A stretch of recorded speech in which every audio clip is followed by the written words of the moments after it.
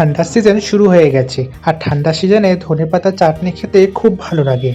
আর আমার মার এই স্পেশাল ধনেপাতার চাটনি রেসিপিটা যদি একবার বানান তাহলে এই রেসিপিটা আপনাদেরও হয়ে যাবে ফেভারিট। তো চলো দেখে নিই এর রেসিপিটা। তো সব থেকে আগে আমরা ধনেপাতাটাকে ভালো করে বেছে ধুয়ে নেব। তারপরে আমরা একটা প্যানের মধ্যে দেবো সামান্য তেল এবং কয়েকটা রসুনের কলি দেব। তারপরে কয়েকটা কাঁচা লঙ্কা এবং কয়েকটা পেঁয়াজ কুচি দিয়ে ভালো করে ওটাকে নেড়ে চেড়ে নেব। দেখছেন সাইজগুলো কিন্তু আপনি যেমনি ভিডিওতে দেখা যাচ্ছে সেই মাপেরই নেবেন, তাহলে আপনি একদম আপনার চাটনিটা খুব টেস্টি বানবে। এবার এই সবগুলোকে দিয়ে ভালো করে আমরা নেড়ে চেড়ে নেব এবং এটাকে ভালো করে আমরা রোস্ট করে নেব এবং রোস্ট করার পরে স্বাদটা খুব খুব খুব টেস্টি হয়ে যাবে। তারপরে আমরা এর মধ্যে দিয়ে দেবো টমেটো কুচি এবং টমেটো কুচি দেওয়ার পর আমরা এটাকে ভালো করে নেড়ে ছেড়ে নেব।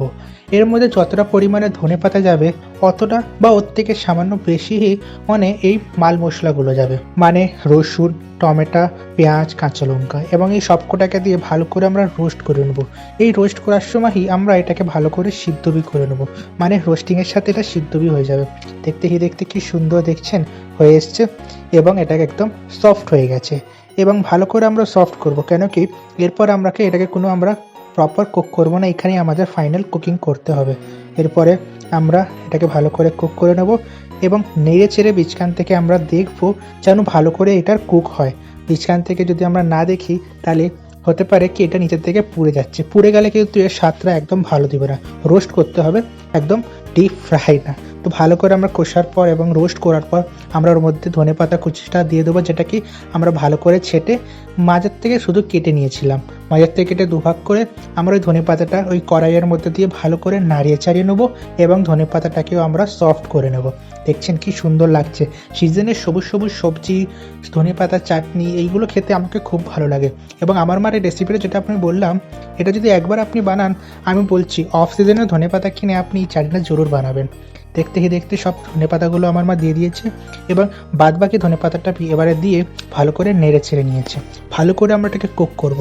সাথে আমরা দিয়ে দেবো সামান্য নুন, স্বাদ মতন যতটা আপনাকে দরকার। এর মধ্যে কাঁচা নুন না দিলেই ভালো, কেন কাঁচা নুন শরীরের পক্ষে ক্ষতিকারক। তাই জন্য এর মধ্যেই আমরা নুনটাকে ভালো করে দিয়ে আমরা নেড়ে চেড়ে নেব এবং নেড়ে চেড়ে ধনেপাতাটাকে আমরা সফট করে নেব এবং যতক্ষণ সফট হয়ে যাচ্ছে এবং কুক হয়ে যাচ্ছে মেনলি আমরা এটাকে করব। এরপরে আমরা দেখছেন এরপরে কি সুন্দর আমার মা নাড়িয়ে চাড়িয়ে ওটাকে ভালো করে নিচ্ছে। এর মধ্যে রসুন আছে, পেঁয়াজ আছে, কাঁচা লঙ্কা আছে, টমেটো আছে এবং এটা যা স্বাদ দিবে না একদম খাট্টা মিঠা চটপটা, যেটা কি আমি তো শুধু মুখেই খেয়ে নিই। আমি কিছু ওয়েট করি না যে পরোটা, লুচি বা কোনো পকোড়া বানবে তারপরেই খাবো। আমি এই চাটনিটা বাটি ধরে বাটি খেয়ে নিই, কিন্তু আমার মন ভরে না। দেখতে কি সুন্দর ধনেপাতাটা হয়ে গেছে সিদ্ধ বা হালকা শটে। এবার আমরা এটাকে করে নেব ঠান্ডা, একটা পাত্রর মধ্যে লাভিয়ে এটাকে আমরা করে নেব ঠান্ডা এবং ঠান্ডা করার পর আমরা এটাকে করব ব্লেন্ড। তো চলো ঠান্ডা হয়ে যাক। দেখতে হয়ে গেছে। এবার আমরা এটাকে একটা পাত্রর মধ্যে লাভিয়ে নেব এবং লাভিয়ে নেওয়ার পর এটাকে আমরা ভালো করে ঠান্ডা করব, কেন কি আমরা গরম এটাকে মিক্সারে দেবো না, গরম দিতে নেই। ভালো করে ঠান্ডা হয়ে যাবার পর একে একে ওই সব মশলাটা যেটা আমরা বানালাম ধনেপাতার সাথে ওটাকে আমরা দিয়ে দেবো মিক্সার জারের মধ্যে এবং মিক্সার জারে দেওয়ার পর আমরা ওটাকে ভালো করে ব্লেন্ড করব এবং ব্লেন্ড করে একটা স্মুথ পেস্ট করব। সব ঢেলে নিয়েছি এবং তার উপরে কিন্তু ব্লেন্ড করার আগে সামান্য লেবু সুইচ করে দেবো। লেবুর রস দিলে খুব টেস্টি লাগে এবং এই সবগুলোকে দেওয়ার পর আমরা এটাকে ভালো করে মিক্সারে ব্লেন্ড করে নেবো। দেখছেন এই কনসিস্টেন্সিটা আসবে, যেটা খুব ভালো লাগে এবং এইটাই আমাকে খুব ভালো লাগে। আপনারা যদি আরেকটু পাতলা করতে চান তো জল দিয়ে করতে পারেন, কিন্তু এই কনসিস্টেন্সিটা রাখবে, দেখবেন খুব টেস্টি, মানে খুব খেতে ভালো। আমার তো এটা ফেভারিট হচ্ছে এবং আমি আপনাদের বলতে পারি আপনারা যদি একবার এই রেসিপিটা ঘরে বানান আপনাদেরও এটা ফেভারিট হয়ে যাবে। তো আপনাদের কেমন লেগেছে এই ভিডিওটা আমাদের জরুর কমেন্ট করে বলবেন এবং আপনাদের যদি কোনো রিকোয়েস্ট থাকে আমাদের অবশ্যই কমেন্ট করে বলবেন, আমরা জরুর ফিল করব।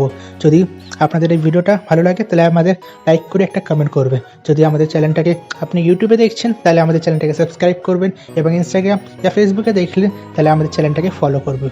মিলছে একটা নতুন রেসিপিতে খুব শীঘ্রই। ততক্ষণের তারে নমস্কার।